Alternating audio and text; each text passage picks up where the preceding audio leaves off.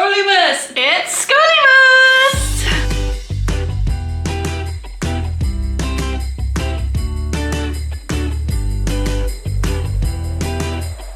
Today we are going to be doing some more yoga. We're going to be using a chair again, so similar to what we did yesterday, although slightly different, and a blank clear wall, again, ideally if you have one, because we are going to start there again. So grab those stings, maybe a yoga mat as well if you have a yoga mat, and let's get to it. Starting with this blank wall, I want to do those arms up the wall again. So this is a really, really nice, easy exercise that you can do anytime during the day if you're feeling like you need a little bit of elongation. So you have your feet shoulder width apart, weight is equal between your left and right foot. You're nice up close and personal with the wall, and then we reach the arms up towards the ceiling. Take a big, deep breath. And hold here for a moment. Be aware of what your rib cage is doing. We're trying not to flare through the front of the ribs. We're trying to keep a nice, long, neutral spine. One more big inhale. And then exhale. Slowly lowering your arms down by your side. And then we can turn. We're going to come to the mat. And we're going to have the back of the chair facing us. We are going to be doing a triangle pose, or trikonasana if you are a yogi.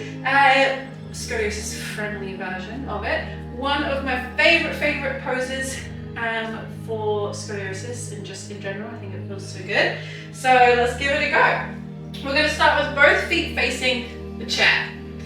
Then we're going to take the left leg. We're going to step it quite far back this time. So we're going much wider than we did yesterday. The left toes are going to be turning out 90 degrees from your right foot, so they are facing the short side of the yoga mat, or in my case, my left toe is pointing towards you. Right toe is facing towards the chair. Strong and grounded through both feet. Soft bend in the knees, but not bending into the knees, just keeping a softness there so you're not locking them out, especially if you're hypermobile. Then I'm just going to shift a little bit closer to my chair. I think I went a bit far back. Then we're going to take the hands to the hips and we're going to lengthen through the spine. So we're going to use the hands on the hips to help us lift through the spine. Then I'm going to tilt. So I'm keeping the spine straight, but I'm going to let the hips shift to the left, the shoulders shift to the right, and I'm going to take my right elbow down onto the chair. You might have to come a little bit closer. So what we're trying to do is keep a long neutral spine, but now the hips are kind of shifted to the left a little bit, so we feel a bit of a stretch maybe through your left inner thigh. We're going to push the right elbow firmly down into the chair, and that's going to help us stop collapsing into the ribs or any concavities on this side. And then the left hand can either be like in this position away from the body, or if you have a left thoracic curve, you can bring it to your hip or to your shoulder. If you don't know, just keep it out like this. And if you have a right thoracic curve, you might want to bring your arm up and over just to open into the concave ribs. But again, if you don't know, just hold your arm out, keep the spine long, and breathe. Big deep breath. Can you get your spine a little bit longer? Squeezing your tummy muscles. We're really active in this pose as we lengthen all through the head to the outer edges of your left foot or the inside of your right thigh. One more big inhale. And then exhale, squeeze your tummy muscles, push from the chair, bring yourself back up.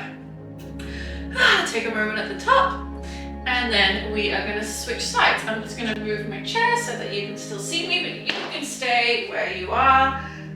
And then we're going to be stepping the right leg back. So we're getting quite wide through the feet. The right toes are now facing 90 degrees from the left foot, and you're strong through both feet. Softness in the knees so you're not locking them out. Let's take the hand to the hips. Push the hand into the hips and lengthen through the spine as much as you can. And then we're going to let the hips shift to the right as the shoulders and the left arm come to the left.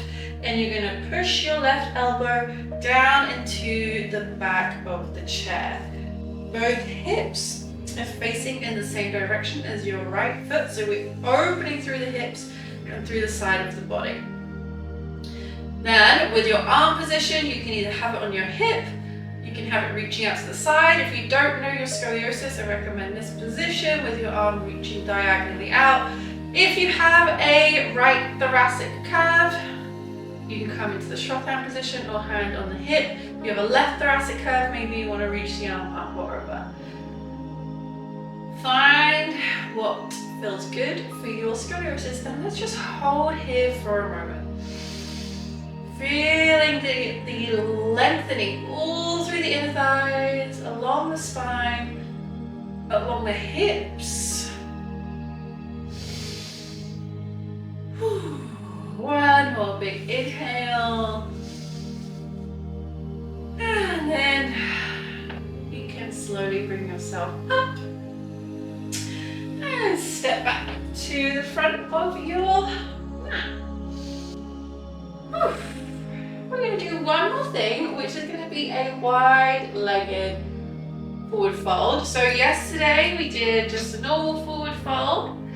Today we're going to do it with the legs wide. I'm going to do it facing you because I want to make sure both feet are on the mat, and you can see that I'm taking my legs quite wide and the toes are facing towards you. I'm going to use the back of this chair. You want to make sure that your feet are firmly down onto the mat and you're not about to slide off and do the splits. You definitely don't want that to happen. Then with your hands on your hips, maybe with the chair a little bit out in front, we're going to take a big inhale, lengthen through the spine, maybe reach the arms up above the head, and then exhale, hinging at the hips, take the hand to the back of the chair. Send the hips back behind you as you reach the hands forward. So now we're elongating through the spine, but we're also stretching through the hamstrings. Remember to keep your head nice and long as your neck is part of your spine. You can think about trying to keep your hips stacked over your ankles. Make sure your weight isn't too far forward or too far back. And maybe thinking about getting your tailbone up towards the ceiling to help lengthen through the back of your hamstrings. And just holding here, breathing as we are lengthening and decompressing the spine, opening through the ribs, getting some nice deep breaths. One more big inhale.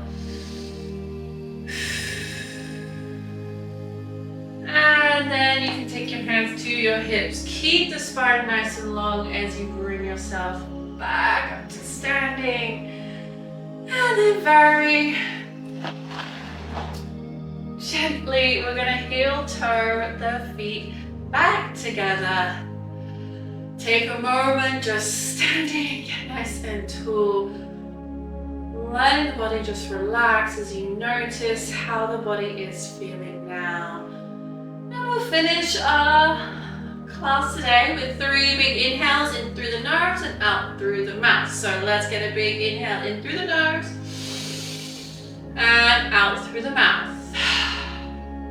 Big inhale in through the nose and out through the mouth. One more big inhale in and out. Good, well done for showing up again today, and hopefully I'll see you again tomorrow.